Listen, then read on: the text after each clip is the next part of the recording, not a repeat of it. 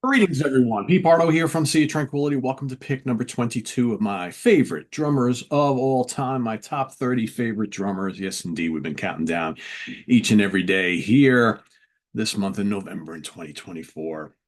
Pick number 22. This is a guy, he's sadly no longer with us. We just lost him not all that long ago. And he's been one of those guys, one of those steady Eddie guys, one of those drummers that just was been a part of a couple of big bands and just always just rock solid and such an important integral part of the bands and albums that he played on. But I don't know if he ever really got the recognition he deserves or deserved. Maybe in more recent times, I think we look back and think, yeah, that guy, he was something special.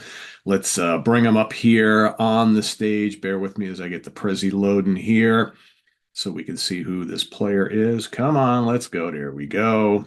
All right, we bring to the stage today's pick for number 22 is Mr. Lee Kerslake from Uriah Heep and Ozzy Osbourne's Blizzard of Oz and various other projects and things like that. Like I said, we lost Lee not all that long ago.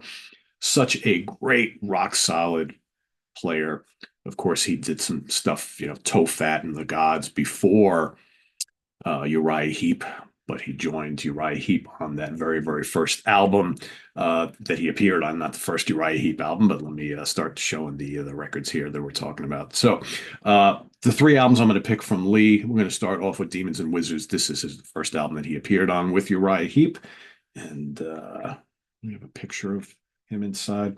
Yeah, I mean, really, honestly, you could pick Magician's Birthday. You could pick any of those 70s records. Could also, yeah, there he is alongside the rest of the guys there very early on here. So this was the first time where Heap would actually have a solidified lineup that would last a number of albums. So of course, you got Mick Box, Lee Kerslake, David Byron, Gary Thane, and Ken Hensley. That would be the classic lineup of Uriah Heep. And of course, Lee and Ken had played in Toe Fat together, so that's kind of where that whole relationship started. And this would be like I said, the de facto classic lineup of Uriah Heep. But he would also come back after leaving the band later in the decade, right?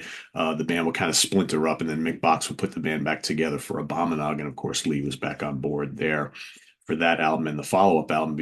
But in between all of that, of course, there is a couple other albums, which will be, and again, just to finish up the story of here. So, of course, you got tracks like Travel in Time, Easy Living on here, Circled Hands, Rainbow Demon, All My Life, Paradise, The Spell. Paradise, he's doing some great stuff on Paradise and The Spell at the end of the album. Again, just a rock solid drummer, great timekeeper. And, he could be flashy when he wanted to, but he was more about kind of like just keeping everything in line. Not a technician, not one of those technical players, but just one of those guys that just complements any song that he played on. So, of course, after the Uriah Heep saga, when the Heep band kind of splintered at the end of the 70s and going into the 80s, of course, Mr. Ozzy Osbourne called for the Blizzard of Oz album, and he was put together a new band because, he had left Black Sabbath looking to do something new. So he put together a band featuring Lee Kerslake on drums, Bob Daisley on bass, and of course, Randy Rhoads, the young player from Quiet Riot, on guitars. And here, I don't know, Crazy Train, Mr. Crowley. I mean, we knew Suicide Solution. All the stuff on here. Again, great drumming on this album. I think, for me, I was listening to Heap a little bit before this came out. I had the live album, and I believe I had Demons and Wizards. But I think it was with this album I was really like, "Whoa, that Lee Kerslake guy could really play." Because in Heap, you got all the keyboards of Ken Hensley, the organ, the guitar, right? You tend to kind of overlook Lee's playing a little bit, I think, on the Heap albums, even though they're great. But man, with this band, because a little bit more stripped down sound, right? Definitely more heavy metal, right? Here, all of a sudden, you're starting to realize what a great player he was. And then, of course, Diary of a Madman is my third pick.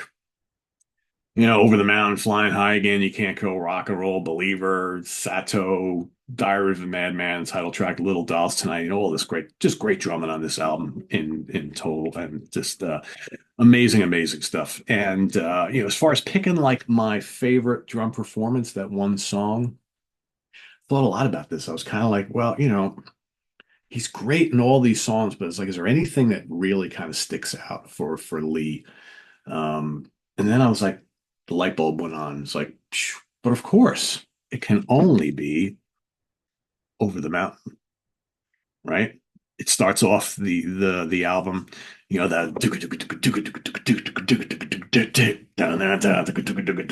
and he just the whole song, he's just absolutely killing it on there.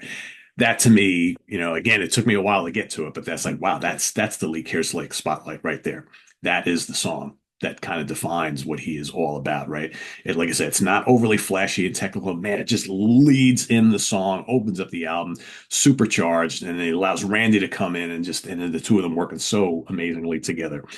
Yeah, just so good, so good. And yeah, he's greatly missed. And it's funny in more recent times we've seen if you saw the documentary about him and he's been very the whole thing with him uh kind of getting him and Bob getting cut out of the Blizzard and Diary thing, and then of course the whole Rock and Roll Hall of Fame and all that kind of stuff. He's done in more recent times before he passed away. Of course the whole thing about him being sick, right? You heard a lot from Lee Kerslake in more recent times, and thinking, man, what a cool dude this guy is, right? What a very humble guy, and it just makes you appreciate him all the more. So yeah, Lee Kerslake is my pick for today, and like I said, the albums are the two Ozzy albums he appeared on, as well as Demons and Wizards from Uriah Heep. You could pick Magician's Birthday, could pick any of those subsequent albums because he's on all those albums in the '70s after Demons and Wizards on. So they're all great. And yeah, Lee Kerslake, we miss him, but he's one of the greats. He's number 22 on my list. Let us know what you think of Lee Kerslake down in the comments below, as well as your pick for today. Pick number 22, and we'll see you tomorrow for number 21. Anybody going to Iron Maiden tonight in Newark at the Prudential Center? I will be there along with all sorts of folks. My brother's going to be there. Rich Catino will be there. Chris Allo will be there. Ryan Scow is going to be there. Is Nick Franco going to be there? Probably. All sorts of folks are going to be showing up tonight. So it should be loads of fun. We will be at the that German beer garden, which is right next door to the Prudential Center. What is that? Red, something like that, whatever the hell it's called, Red's Beer Garden. I'm like, I never remember the name. I go there every year when I see a show there. But yeah, we'll be hanging out there. So if you are in town going to see Maiden, come by, say hello, have a beer with us, and we'll see you then. So take care, everybody. Visit us on the web at www.seatranquility.org. We're on Facebook, we're on YouTube all together all the damn time. Please subscribe if you haven't already and click on that notification bell so you get alert of all of our content as I post. And please do hit the like button before you leave. We have hit 100,000 subscribers. Just did it a little while ago. I'll have a separate video for that in just a bit. So we'll see you tomorrow, right? What we got coming up later today, we've got, of course, not the Monsters, then Jamie Laszlo and the review crew coming up tonight. And then tomorrow I will be ranking the albums of Climax Blues Band, my favorite 10, top 10 albums from Climax Blues Band, and then Hudson Valley Squares on Monday night. So all that and more here on SOT. See you soon. I am Pete Pardo. Thanks for watching, everybody. Bye-bye.